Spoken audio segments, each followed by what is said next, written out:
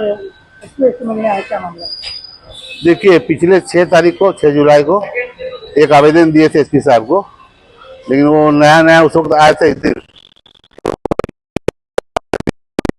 आराम से करवा, लेकिन अभी तक कार्रवाई नहीं हुआ। बात मैटर ये है कि 7 महीना पहले हम लोग का बस्ती में झगड़ा हुआ था, मारपीट हुआ था, जिसमें मेरे बेटा को, भतीजा को बुरी तरह घायल हो गया था, मारपीट किया था। अब दोनों ग्रुप में मारपीट हुआ था और उसमें बहुत बुरी तरह घायल हो गया था मेरा बेटा और मेरा भतीजा, जिसका दोनों तरफ से केस भी हो गया। और केस का बाद दोनों पार्टी अपना भी करा लिया, लेकिन जो मेन मुजरिम था मोहम्मद सिकंदर, उसका हाई कोर्ट हो गया।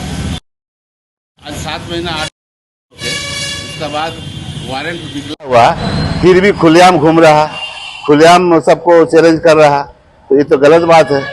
इस शिकायत में इस सिलसिले में हम लोग आज एसएसपी सर से मिलने आए थे। वो बोले कि इसको हम जल्द कार्रवाई करेंगे।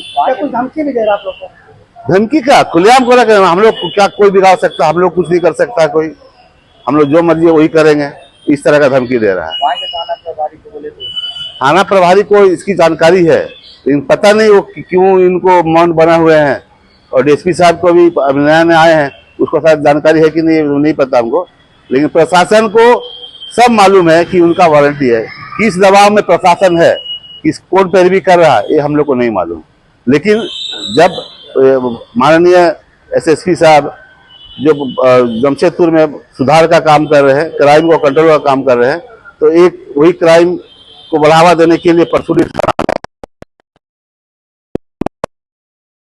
दे रहा, सिलेंडर नहीं हो रहा, बेल नहीं करा रहा, इसका मतलब वो क्राइम को बढ़ावा देना है। इसी सिलसिले में हम लोग आए थे।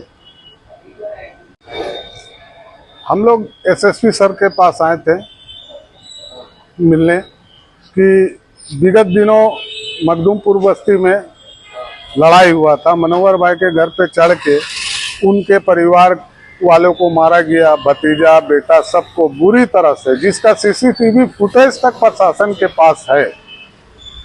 और मारने के बाद क्या हुआ कि ये लोग भागने के बाद केस हुआ, तो केस हुआ और दूसरा दिन हम लोग के ऊपर वो कर दिया गया। कहाँ से दबाव पड़ा पता नहीं।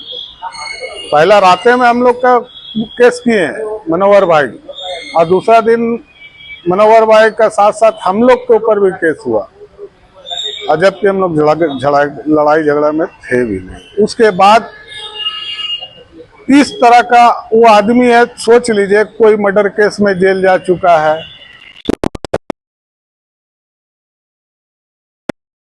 केस में भी जेल जा चुका है, भाई लोग भी मर्डर केस में जेल जा चुका है, रंगदारी केस में जा चुका है, और अभी वो बेल भी नहीं कराया, हाईकोर्ट रिजेक्ट किया हुआ है। हाईकोर्ट उसका बेल रिजेक्ट किया हुआ है, जबकि आज 6-7 महीना हो गया रिजेक्ट होके।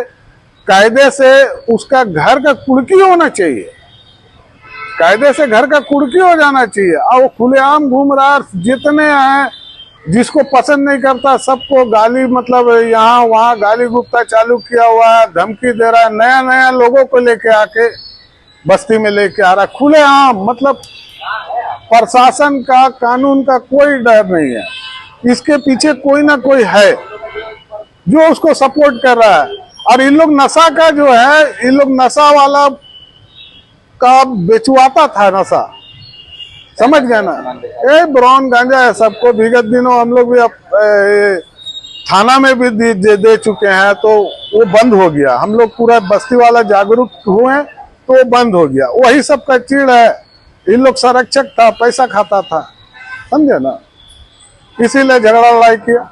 क्या नाम आपका? मेरा नाम मोहम्मद शगीर है, मैं जिला कांग्रेस से हूँ।